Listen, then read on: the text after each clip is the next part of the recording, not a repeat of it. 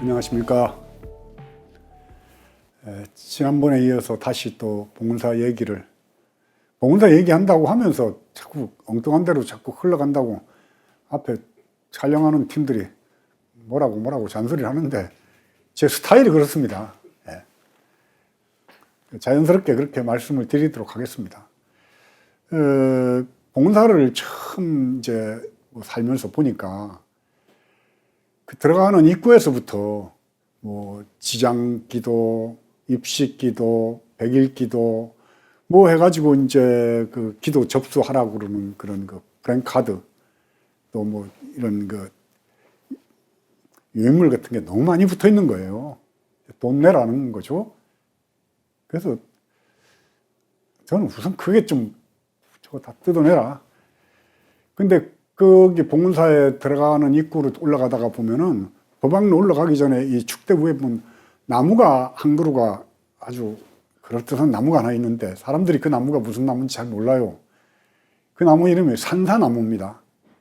산사춘이라고 그러는 술을 만들 때 넣는 그 열매를 이제 넣어서 만드는 산사나무인데 하얗게 핀 듯 만 듯 피는 그런 산사나무인데 그 나무가 그렇게 오래된 고목나무가 그렇게 흔하지 않습니다.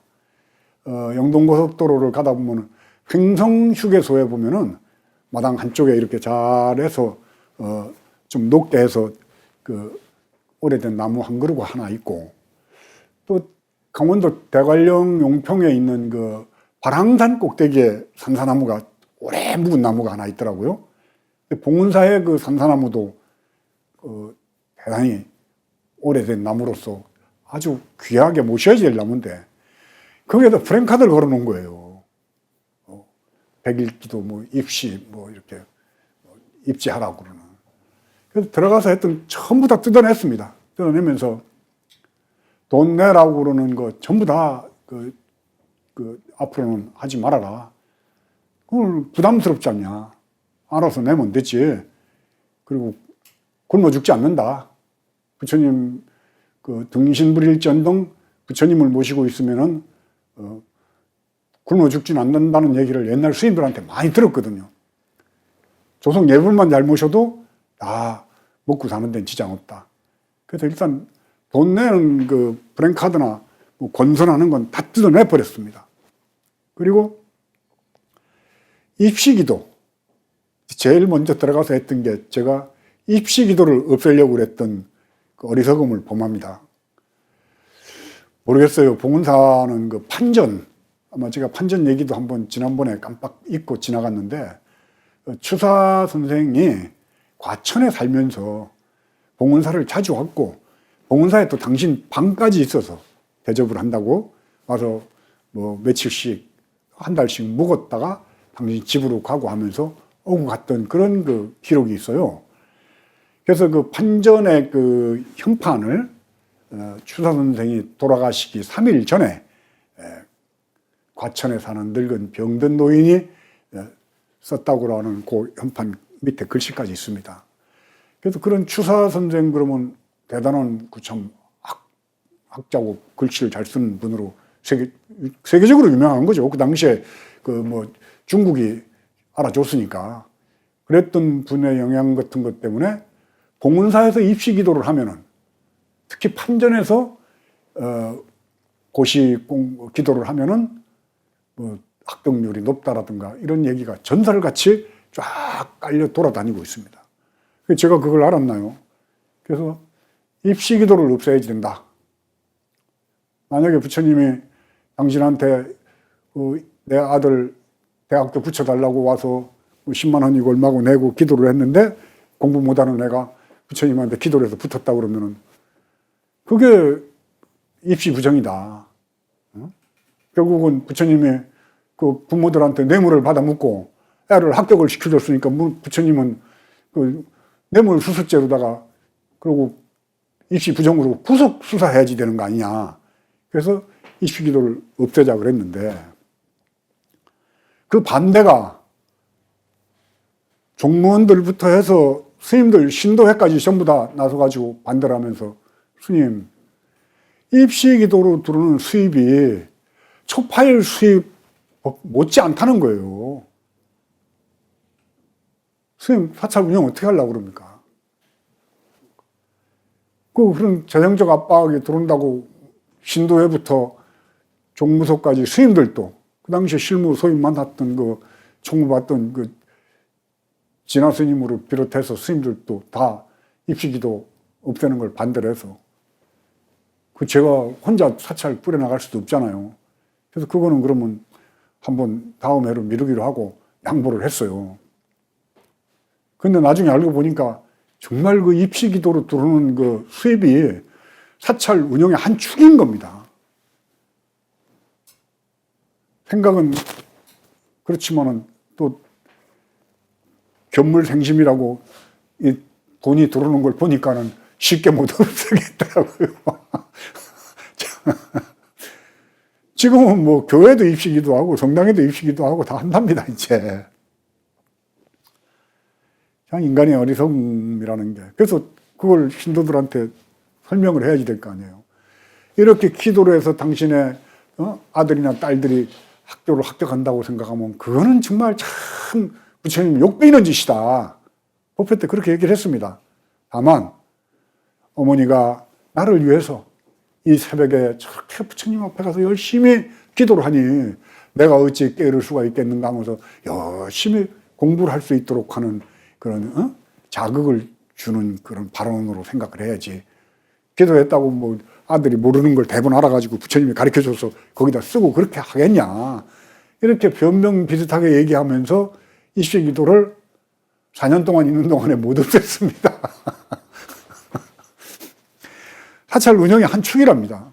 그러니까 물론 제 말이 무조건 옳다는 아니지만은, 그러나 우리가 너무나 기복적인 그런 방법으로 종교를 생각하는 것 자체가 우리의 깨어있는 각성된 의식을 마비시키는 역할을 한다라고 보는 거예요. 저는 부처님의 가르침은 깨어있어라. 어리석음으로부터 벗어나라. 그럼 깨달음이라는 게 뭔가요? 어리석은 상태에서 밝은 지혜의 눈을 열어서 세상을 보는 올바른 안목을 가지라는 거거든요. 그러기 위해서 우리는 어떻게 해야 될 것인가? 그것이 이제 참선도 하고, 절도 하고, 집중해서 주력을 하면서 뭔가 몰입을 해가지고 본내심, 망념으로부터 우리가 맑음이 깃들어지는 정신세계를 이렇게 그냥 딱 바꾸는 거죠. 거울에 묻어있는 때를 뺏겨내는 거나 똑같다라고 비유하자면 그렇습니다. 그게 불교의 기본적인 목적인데, 거기에 부수적으로 따라오는 게 그런 행위나 이런 걸 했을 경우에는 여러 가지 좋은 일들이 많이 생긴다라든가. 근데 그게 입시기도하고 연결을 시켜가지고 백일기도를 해서 합격한다. 이거는 논리적으로 생각하면 안 맞지만은, 그러나 연약한, 어딘가에라도 붙잡고 매달리고 빌고 참 그런 힘을 빌고 싶은 인간의 그 연약함이 입시기도라든가, 또 아니면 죽은 조상이 좋은 데로 갈 수 있도록 이렇게 기도를 한다든가 하는 형태로 나타난 거는 어쩔 수가 없고, 또 그것이 없으면은 종교라는 어떤 틀 같은 것이 구성이 안 되지 않을까 하는 생각이 들어요. 그냥 철학에 머무르지 않을까. 연약한 인간의 구원되어질 것이라는 기대, 또 그런 기적 같은 것들이 일어나고 있잖아요. 그래서 그런 것들이 통틀어서 종교를 만드는 어떤 그런 한 구성의 요인이 안 될까 하는 그런 생각은 듭니다. 그래서 일단은 돈 내라 하는 다 떼어내면 돈이 안 들어올 거라고 생각했지만 아니에요. 그러면서 재정을 투명하게 운영을 하고, 이제 시간이 좀 지나면서 종무회의 할 때 신도회를 참여시켰습니다. 그전에는 종무회의라는 것도 거의 없었고, 그냥 스님들하고 주지 스님하고 소임 보는 스님들하고 결정하면 그걸로 이제 끝이 났는데, 종무회의에 제가 종무원들, 그러니까 절에서 급여를 받고 일을 하는 종무원과 또 신도의 사무처에 관련되는 신도회 회장이나 부회장이나 재무, 총무 정도 이렇게 해서 같이 봉은사의 재정 운영, 아니면 불사 계획 같은 것들을 일주일에 한 번씩 하는 논의 구조 속에 신도들이 같이 동참하도록 한 거고, 그 다음에 사실 뭐 어떤 사찰이든지 이 회계 관리를 총책임자는 사람이 알아서 할 수는 있지만, 그러나 그것도 그렇게 쉽진 않잖아요. 보는 눈도 있고 또 여러 군데서 다 살피고 있을 텐데. 그래서 기도금으로 종무소로 접수되는 돈은 주지가 그렇게 함부로는 못합니다. 다만 불전, 뭐 봉은사 같은 데는 대웅전, 미륵전, 뭐 칠성각 같은 데 이렇게 각 불전은 영수증이 없잖아요. 그냥 거기 들어와 있는 돈 가서 열쇠로 따가지고 갖고 와서 세서 뭐 적당히 접수도 하고 적당히 한쪽으로 비자금으로 옆으로 챙겨 놓을 수도 있고, 그렇죠. 저는 모든 사찰의 분교는 돈 때문에 온다고 보는 겁니다. 정말 가난한 절 가지고 그 절에 공부하기가 좋아서 내가 들어가서 살 거야 그러고 싸우는 경우는 없어요. 그 절에 돈이 많이 들어오고 신도가 많으니까 내가 그 절 주지를 할 거야 그러면서 싸우고 들어가려고 그러고 바구멍을 들고 서로가 뭐 피를 흘리고 싸우지, 실제로 거기 가니까 공부가 너무 잘 돼. 내가 그래서 거기 가서 공부를 내가 좀 할 거야 그러고 바구멍으로 살고 있는 중을 내쫓고 뭘 형사 소송을 하고 이런 경우는 없습니다. 제 말이 틀리나요? 그러니까 재정을 투명하게 하는 것이 저는 이 불교계, 특히 뭐 종교계, 특히 불교 저로서는 이제 절집안에 몸을 담고 있었으니까 그것이 사찰을 사찰스럽게 만드는 아주 첫 번째 과업이라고 생각했던 겁니다. 그래서 모든 재정을 다 투명하게, 그것도 주지 들어가고 나서 1년 만에 딱 그 재정 공개를 하면서 봉은사의 재정을 완전히 이제 드러내놓겠다라고 선언을 할 때도 내부적으로는 반대가 많았습니다.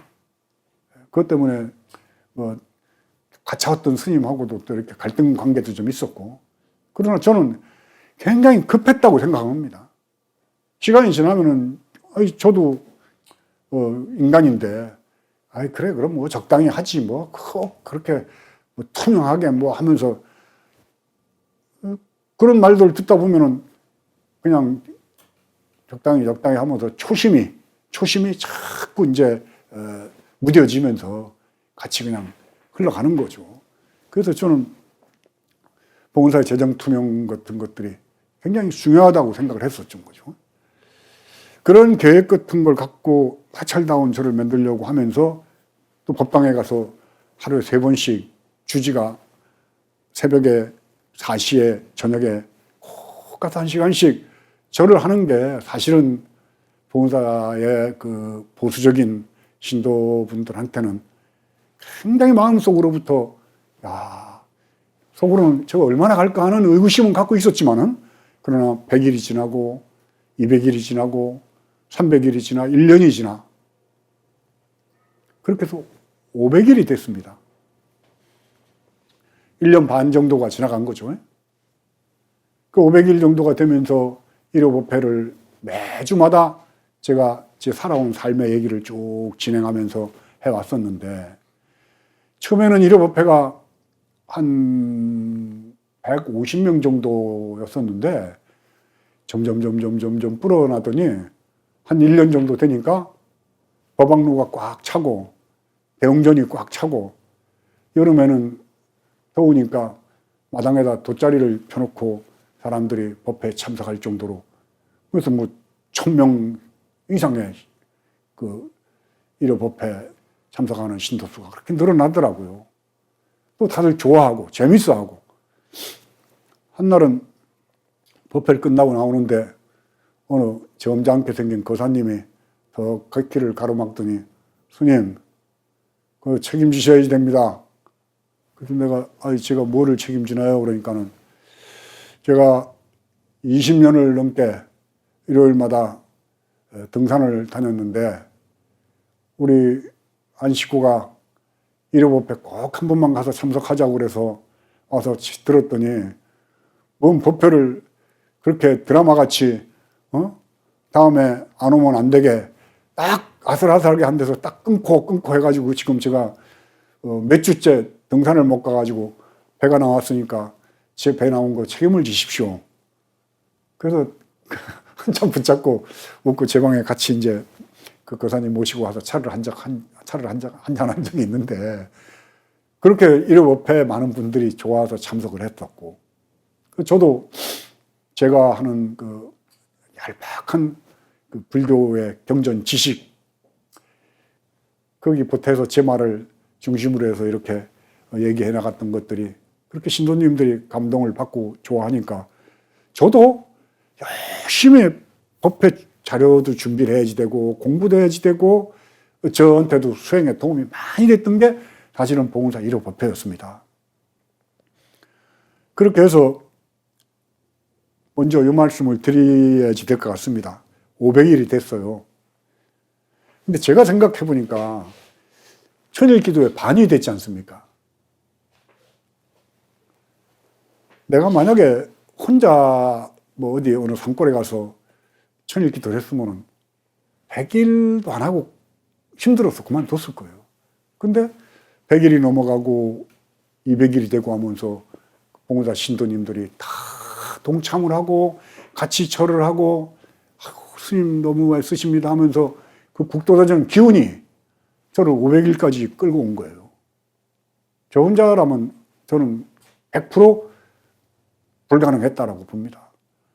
그래서 500일 기념법회를 법왕로에서 하는데 갑자기 그런 생각이 들더라고요.